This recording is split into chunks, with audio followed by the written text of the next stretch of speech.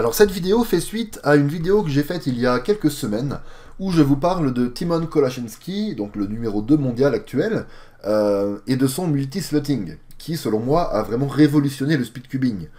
Timon vraiment va tourner ses résolutions autour du multi-slotting, et j'ai vraiment l'impression que pour qu'une de ces résolutions soit bonne, soit rapide à ses yeux, hein, parce que forcément selon vous ou selon moi, toutes ces résolutions sont rapides, mais pour qu'une résolution soit rapide pour lui, il faut qu'il y ait du multi-slotting à l'intérieur. C'est vraiment l'impression que j'ai quand je regarde ces résolutions, et c'est très impressionnant.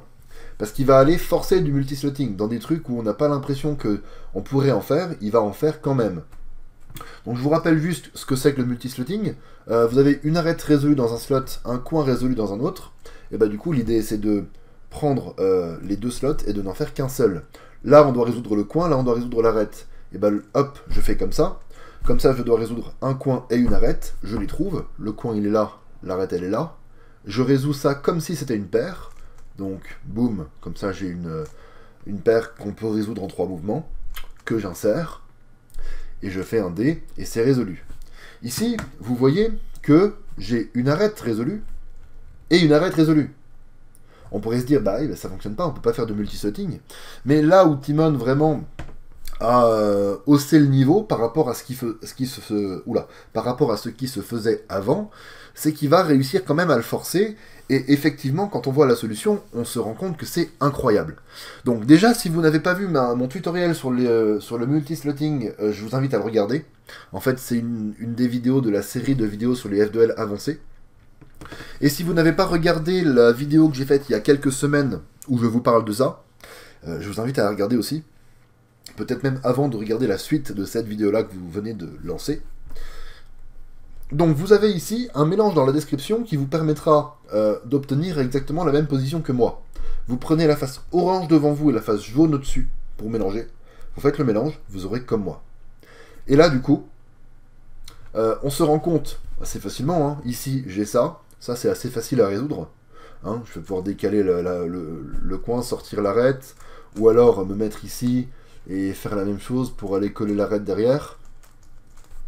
Mais du coup, je vais devoir résoudre ça. Ensuite, le coin ici, il sera monté sur la face du haut.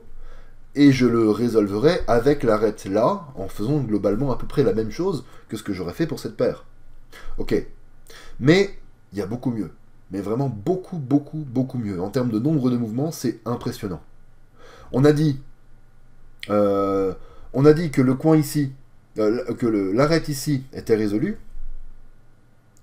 Donc, est-ce qu'on ne peut pas se débrouiller pour avoir du multi-slotting? Eh bien si, regardez, en insérant ce coin ici. Étant donné que ça, c'est quasiment résolu, vous voyez que si je fais un D2, le coin il est résolu. Hop. Donc ça va nous être utile. J'insère mon coin, et en fait ici j'ai une paire. Donc D2, j'insère la paire, D2. C'est magique. Donc vraiment, c'est incroyable. Et ça, donc moi, effectivement, si je me pose sur... je prends une position, je prends un mélange devant moi, on va dire, je me formate en me disant, ok, réfléchis comme Timon Kolaczynski, ou alors vraiment, force-toi à faire du multi-slotting, je vais le voir. Mais en résolution, ça pour le moment, je ne l'aurais jamais vu. Mais ça, ce truc-là précisément, jamais de la vie je l'aurais vu. Mais je pense que ça fait partie des choses que je serais éventuellement capable de voir avec un peu d'entraînement. Donc je suis vraiment en train de me forcer à faire de plus en plus ça. Et ça commence un petit peu à payer d'ailleurs. J'ai quelques résolutions où j'ai réussi à faire du multi-slotting que je n'aurais pas fait il y a encore 6 mois. Voilà. Donc ici, effectivement, j'ai une arête là. Ça a l'air d'être à peu près résolu. C'est juste que le coin, il n'est pas dans son bon emplacement. Mais ça tombe bien, il va là. Donc j'insère mon coin. Je me retrouve avec une paire, D2, j'insère la paire, D2. Beaucoup plus rapide que ce qu'on aurait fait si on n'avait pas fait de multi-slotting.